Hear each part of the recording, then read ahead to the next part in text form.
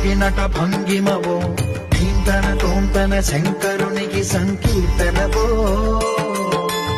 ఈశ్వరుడే అనునిత్యం తనలో తలచుకునే ఓంకారమువో